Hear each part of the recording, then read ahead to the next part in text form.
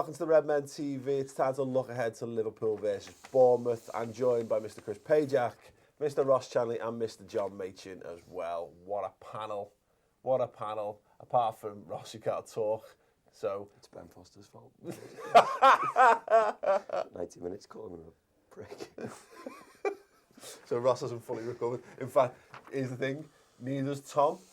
Tom, pretty much, I guess, the same. Hasn't been able to make it in today, so Ben Foster is to blame for us being a little bit worse for wear today. Tom, like he always does when he goes to the game, does not stop as well. So I mean, he was incredible last night. Tom put in a good shift. He is incredible. Tom is the archetypal local fan. If it's not, it's what it should be. You know, people talk about getting, need to get more young Scouse lads in. More Toms. I'm not saying that across the board, but we should hold Tom up, put him on a pedestal and say, just watch him, watch how he reacts. In the game, maybe not walking to the match. No. Do you remember when he had that little problem with someone not indicating? Oh, yeah, he did. He started early, his aggression levels were up when someone beeped him when he was crossing the road and he flipped on them because they didn't indicate, which he was absolutely right to do. But anyway, we digress. Liverpool Bournemouth, Chris.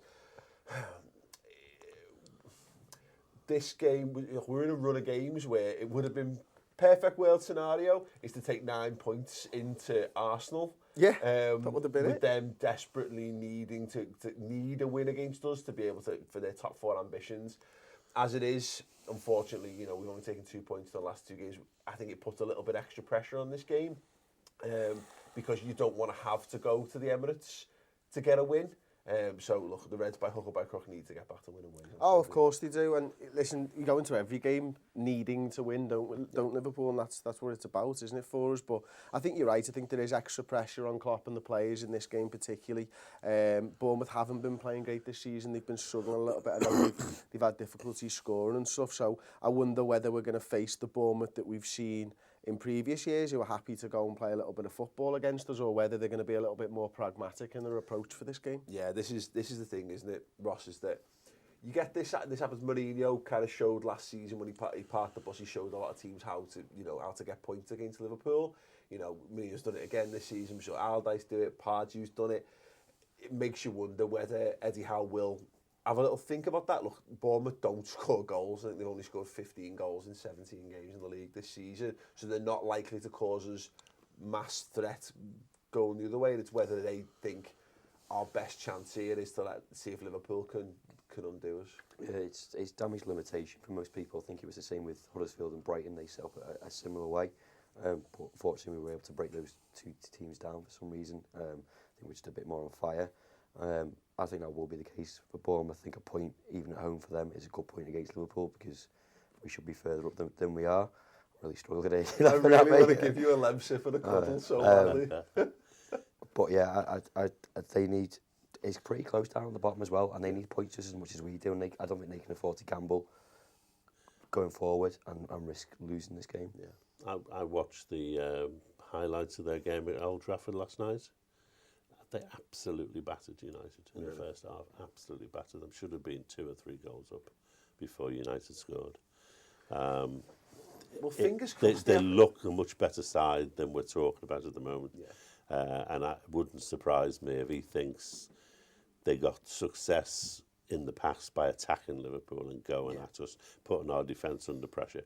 It wouldn't surprise me at all if being at home they'd tried that right. Well, exactly. I'm kind of hoping for that to some extent. I think we're better set up this year for that, aren't we, Chris? Particularly away from home. The counter-attacking from Liverpool, even those maybe 2 occasions against West Brom where we countered, we look so dangerous. And if people are going to play that way, that's how we're going to score goals. I think that's the easiest way for a Liverpool team, this Liverpool team, to score goals and stuff. So the other factor that we've not spoken about yet is that this will be 3 games in a week for Bournemouth, and a Bournemouth side that aren't used to playing 3 games in a week. So I wonder how they're going to be. Obviously, they'll have a game round and about Christmas as well. So that could become a factor in this game, and maybe we'll start to see Klopp's rotation policy actually sort of bear fruit. We'll be fresher than them. We said it about the Brighton game the other week as well, didn't we? You enter into a busy period, and our teams, yeah, you know, we're not putting our best team out every week or twice a week because it's not possible. But you know, you're right. We've got It's a massive difference when they're playing, everyone's playing Premier League games midweek. That's when we should be able to really sort of capitalise. Absolutely. I think the interesting thing to note on them is that although they've lost 9 games this season, they don't get battered. I think Arsenal beat them 3-0, the biggest defeat they've suffered along the way. It's 1-0. Chelsea, Spurs, Man United all got 1-0 against them. And you know, I kind of said this about the West Brom game, is that we're in this spell now where we could just do with, for confidence, it would be nice for us to get back to a 3-4 obviously. But equally, can we get back to the 7s? Because I kind of like the 7s the 7s as well. You know, very pleasant indeed. Agreeable. Have we had a 1-0 win yet this season?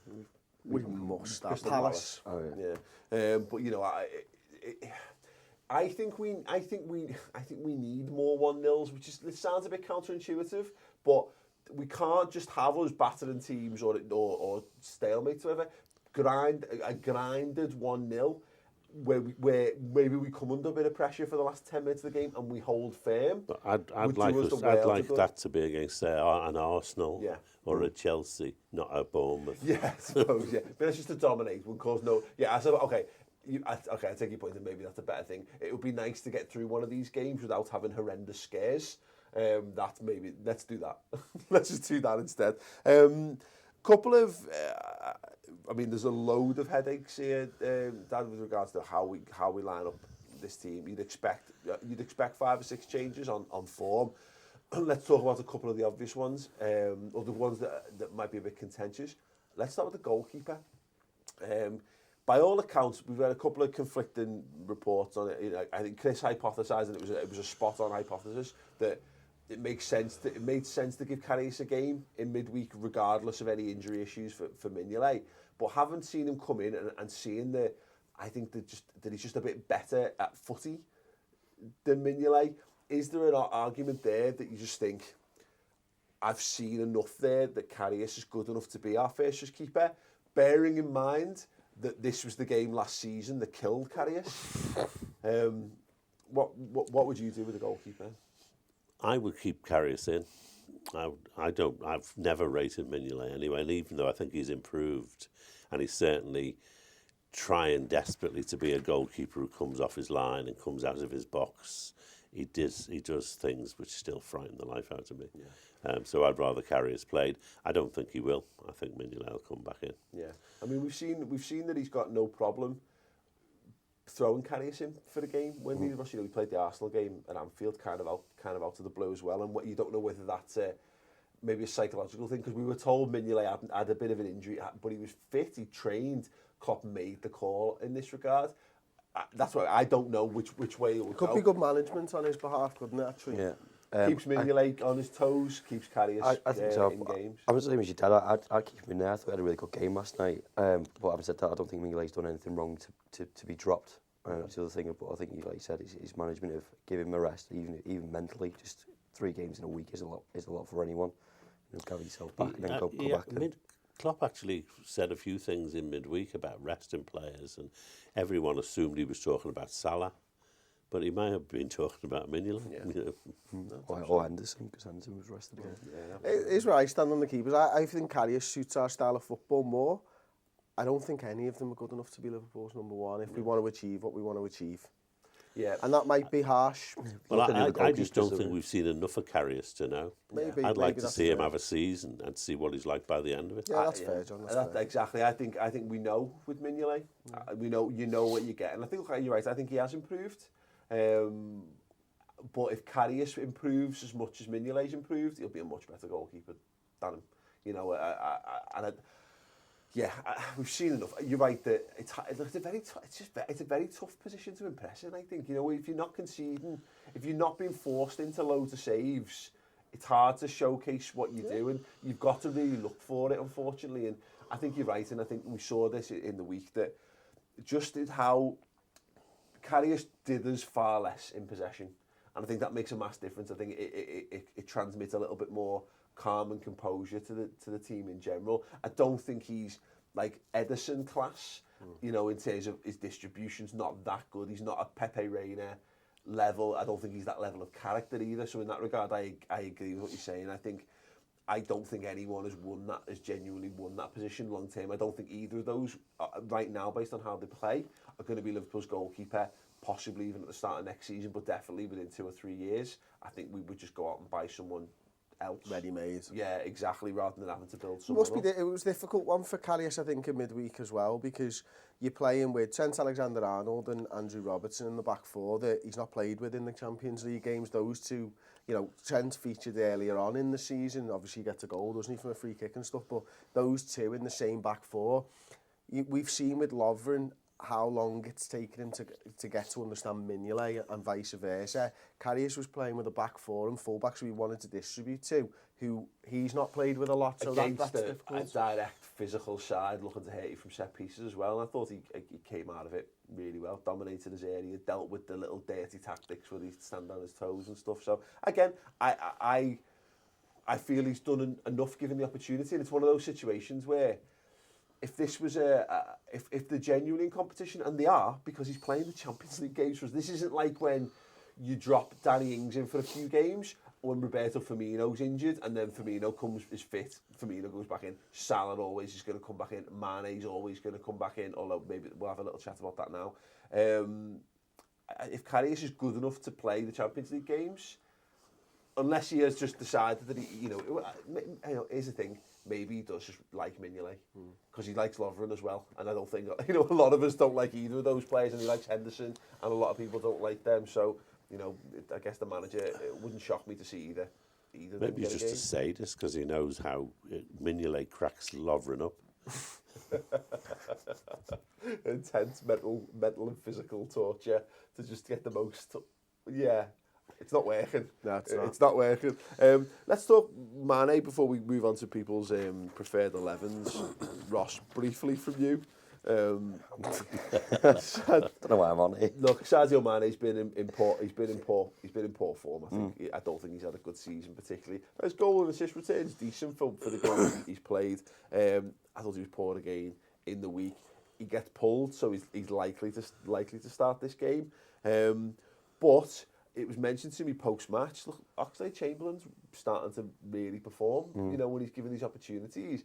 I don't think we're too far from, or too many games or more poor performances from Mane from, you might start to see Oxlade-Chamberlain getting the nod ahead of him in games, but probably not this weekend, just on the rotation. Personally, I keep playing him, and just he needs that goal, or he needs something to get his confidence back, because he looked dead in his feet. And he needs a goal and an assist. Yeah, he's just completely off the boil, but he looked knackered yesterday as well.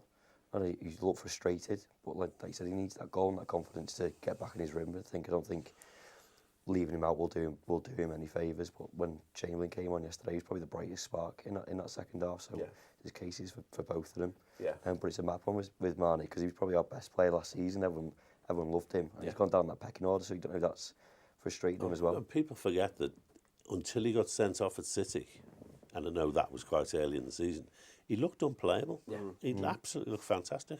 So he was playing out on a different position than last season, and he still looked brilliant. But that sending off and then the injuries really do seem to have taken their toll on him, because he just hasn't. It's not quite there for him. And there's an argument that you keep him in the side and keep playing him until he gets back his form back, or you take him out of the firing line and give him a rest. I wouldn't want to make that decision. But, the thing is, for me, he just feels like he's trying to find his form rather than finding his form. We see this sometimes, again, in all walks of football, don't we, Chris, where when it's not working for you sometimes, you just have to go back to doing the simple things for a bit. And again, that's one where he could just do. We saw this against West Ham when he got a couple of assists in that game, didn't he? And he could do with having another one of those performances where he does all the basics of his job, and you might just find that the ball drops to him and he sticks one in the back of the net too. He should have had that game. He should have had that game against Maribor. I didn't think he played particularly well in that game, but he comes away with it from 2 goals. That's almost the spark that you need sometimes, and it's not seemed to kick his engine into gear. Personally, we'll come on to preferred 11s and stuff. I would take him out for this game, and I would go lad, you're in for Arsenal. That's how important you are, and that's the way that I'd try and G him up. And I'd probably bring Ox in for this game because I'd sit him against Arsenal. Yeah, interesting. Oh, Oxlade-Chamberlain versus Arsenal is so tasty though, isn't it, in prospect? Off the bench, no, dynamite, impact sub. Watch Arsenal heads fall off. Yeah, we'll talk about that next week. We're going to get to preferred 11s in a moment, but before we do, got a little plug for you. Switch on, guys. Got a little plug for you. It's exclusives week on the redmentv.com. It's massive. It's the perfect time to join up. Here's what's going on. I need to tell you right now that on the redmentv.com, we are going to be having exclusive week only on the redmentv.com. Kicking it off this Monday, we've got Joel Matip. Tuesday is King Kenny Dalglish. Wednesday, Liverpool CEO Peter Moore. Thursday, the man, the legend, Jamie Carragher. Friday is Joe Gomez. Saturday is Lee Evans. And Sunday is the captain, Jordan Henderson. In addition to this, every month you get 12 exclusive video shows and up to 20 exclusive podcasts as well. If you love what we do and you want to support the Redmen TV, then do it. Become a Redmen TV supporter. There has never been a better time this Christmas. Go to www.theredmentv.com. Cheers. Yeah, there you go. Like I said, I can't stress it enough. Some amazing stuff happening on the website. And look, as ever, if you want to become a Redmen TV supporter, I've had a few people messaging me saying, like, have you got Patreon or whatever? No, we have the website. The website makes all this happen. So if you want to support us this Christmas and get yourself some amazing content, and we've got an amazing competition running, which you can check out on social media, perfect time to join up. So let's let people do that. After this video, of course, or pause it and do it. It's entirely up to you. Free world, free country for the moment. Right, preferred 11s. Boards at the ready, please, gents. I mean, I'll give you 5 minutes to get prepared. We've gone for the red couch. Clean sweep. Wow. Harris, across the board. There's no discussion in this prior to the videos either as well. No, absolutely. So, all right, everyone's gone for the same back four. The only difference, I went for Milner at left back in this. I think Milner's almost nailed on to play this game. I think he'll more than likely play in midfield. But for me, I think if we have a similar set of circumstances that we saw in midweek where we need a bit more quality in the final third, I'd put Milner in for it because I just think he's a better crosser of the ball. His decision-making's a little bit better. But I think on the balance of it, he doesn't like to rotate his left back. So Robertson probably will play in this. You've all gone for 4-3-3 as well. Lallana, Paul. Lallana. Get him back in. Get them biceps working. Oh yeah, if he's fit, Chris, I would absolutely. I agree with what you've gone with there. With the, I think Henderson is more likely to come in, but I would like to see us, and I've been saying this for a while, to us unleash two actual attacking mids in front of a holding mid. That's what Liverpool need to do, and whether it be Phil Coutinho in there with Ox or whether it be Lallana and Ox, just get them in there and let's see. Instead of let's talk about 4 players, let's talk about 5.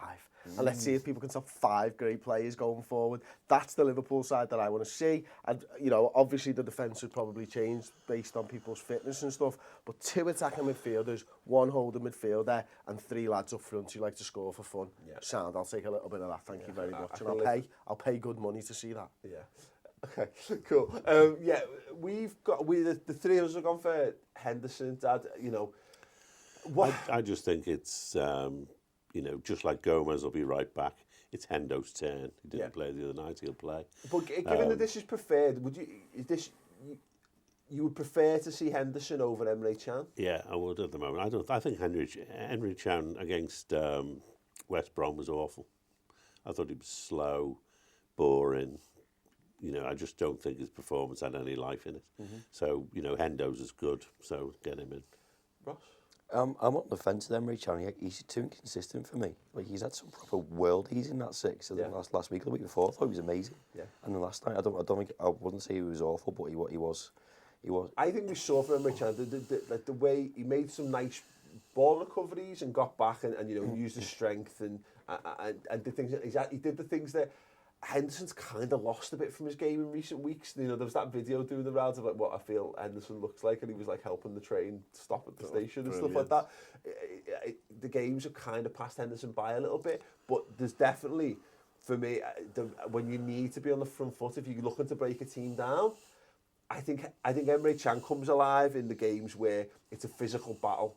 And you may be looking to claw a team down to your level or whatever. Whereas I think when you're looking to open things up, I just think, look, Henderson's not a Steven Gerrard passer of the ball. He's not a Xabi Alonso, but I think he's a much better passer of the ball than Emre Can, provided he plays the game with bravery. And we talked about what we lacked in the game midweek was someone to just if Firmino's going to play, and he's not in my team, by the way, you know, whoever's playing up front, smack it into feet. And trust them to do the work. You don't need to be marauding forward if we're playing one holding mid. So yeah, I've got no problem with Jordan Henderson starting this. I'm sure people will have, but I think again, I said this on the final word.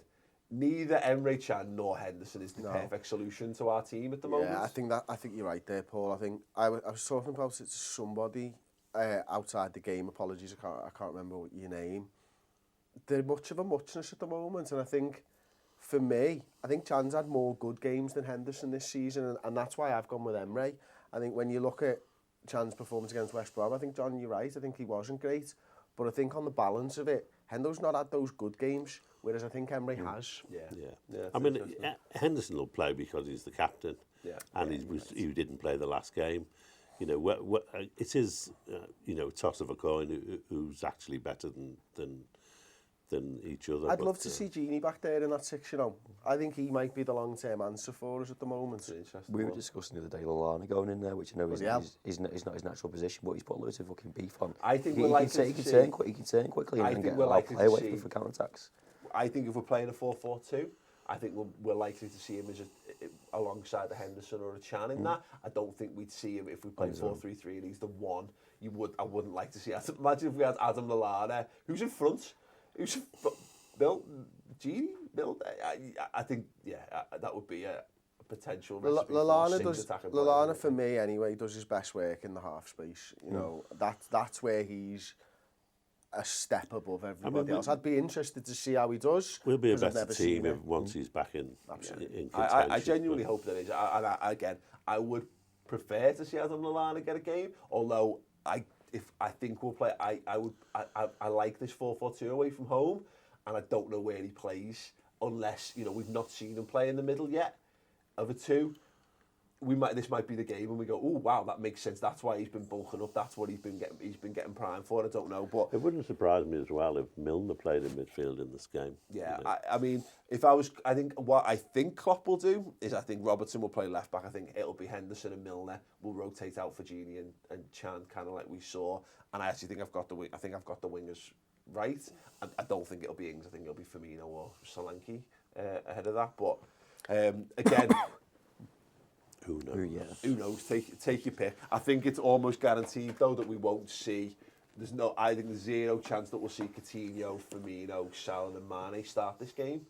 I think we'll definitely see one or two of them be rotated out with an eye on Arsenal. With an eye on Arsenal, absolutely. Let us know your preferred 11s in the comments below. Again, not the 11s that you think Jurgen's going to do, but the 11 that you would like to see based on the players that are fit and available. Dad, what do you think the score's going to be? 4-1. Go ahead. Normally I guess exactly the same as your dad every week. No, John, I'm not guessing that. Go on, Rob. From discussion before, 1-0 to us, obviously. 2-1 Liverpool. I'll take a 3-1 to Liverpool. Okay. Buoyed more by the idea that hopefully Bournemouth will try and play a bit of footy against us, and I still think they might cause us problems, but it would be nice.